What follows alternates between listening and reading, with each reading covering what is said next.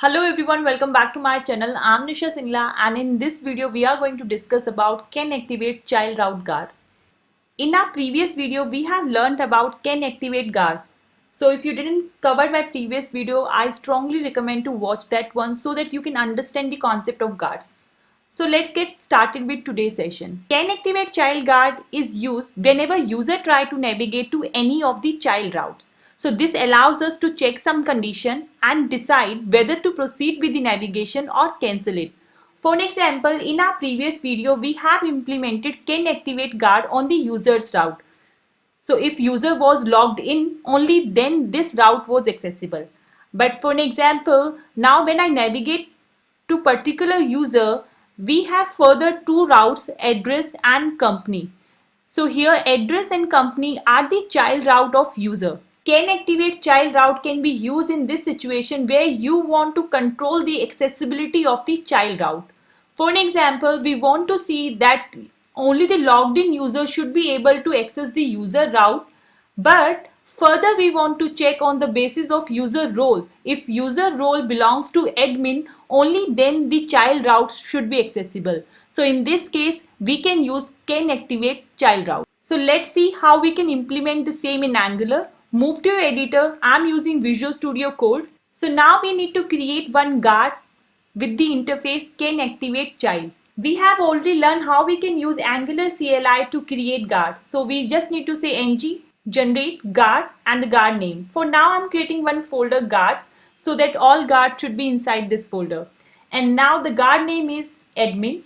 So if now I will hit enter, it will prompt me three options that which type of guard you want to create. So if you don't want those options and straight away you want to create your guard, you can use extra flag here -- implements and the name of your guard. So I want to create can activate child interface. So you can say can activate child. So it will directly create a guard with the interface can activate child. So now you can see we have one guards folder and inside this guard we have admin guard. So from the code you can see that guard is simply a service that implements can activate child interface and override one method can activate child. And if I talk about the parameter of this function, the first one is of type activated route snapshot, which contain the information about the route associated with the component. And the second one is router state snapshot. It represents the state of the router. And it always return true, which means access to child route will always be granted to the user when this guard is applied to a route. So for now, we are not dealing with these parameters, so we can get it from this code. So the first step is whenever we create guard, it is implemented as a service. So we have to inject this service in the module file. So move to your app.module.ts and the way we have injected auth guard, same way we have to inject admin guard. We just need to import it. So the next step is implement this guard on the route. So move to your routing file. So now we want to apply this guard on the user component. So before accessing address and company, we want to execute our admin guard so that we can check the user role. So here we have to use can activate child and the name of the guard. It also take array, so it means we can have multiple guards that we need to execute on child routes. For now we have only one guard, that is admin guard, and we need to import it. So once you have applied can activate child, in this case whenever user will access address and company, it will only be accessible when admin guard will return true. And if it is returning false, you will not be able to access the address and company. So for now our admin guard is already returning true, so we should be able to access the child route. Let's try it on a browser. So when I navigate to users and I click on any of the user, I will be able to see address and company. I should not be able to access these two child route if my admin guard will return false. So let's give it a try. So when I set its value as false, it means it will restrict the access of the child route. Let's test it once. So now if I go to users and I click on any of the ID, I'm not able to access it. But it should not be work like this, right? I told that the accessibility of child route will be restricted. not the parent route. So ideally I should be able to access at least the user. Let's see how we can fix that. So open your routing file, and here we can see why it is restricting my user route as well. As we didn't use any guard for the user component, we have only implemented can activate child, which only implement on the child component. The reason being is whenever I am accessing my user component, I have set a default route for the child component. So in this case, my child components are restricted, which also restricting my user component to access. So for now, we can comment this line so that we can test whether my child routes are restricted or not. Now test it again. So when I navigate to users component, from here I will go to user, and now you can see I'm able to access the user component, but here I'm not able to click on address and company. So this is how can active child guard work. Now let's add one more check here. Right now we can see I'm able to access user because we didn't implement any guard on the user component. So for an example, we want only the logged in user should be able to access user, but if the user is logged in, we are further checking whether the user role is admin or not. On the basis of that, we will decide the child route should be accessible or not. So here we can implement can active guard as well, and the guard name is auth guard. So for us, the auth guard, if we check, is implementing a service is user logged in, and in this service we can see it is already returning true. It means I should be able to access the user route, but let's set this value as false.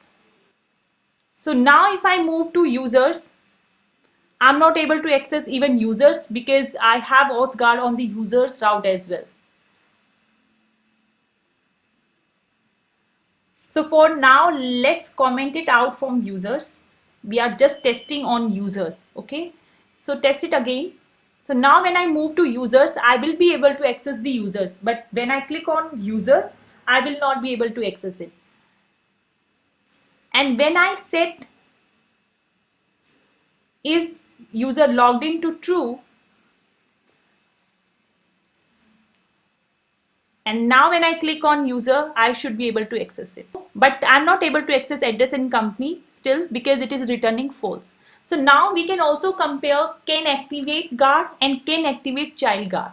So whenever we apply can active guard, it always check the parent component.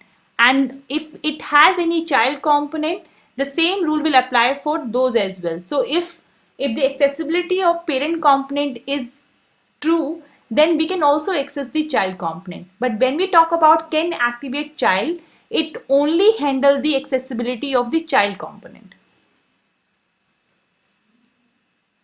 Like auth guard, we have used service in the same manner to check the user role. We can also use service here. So in the auth service, we can create similar one property like get is admin role, and for now I'm returning true. You can put some checks here, like if the logged in user has a role of admin, then it returns true, but for now I'm simply returning here true or false. So move to your guard file, and here I will create one constructor,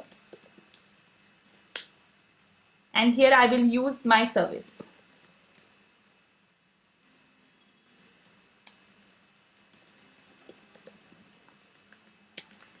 The service name which you need to import.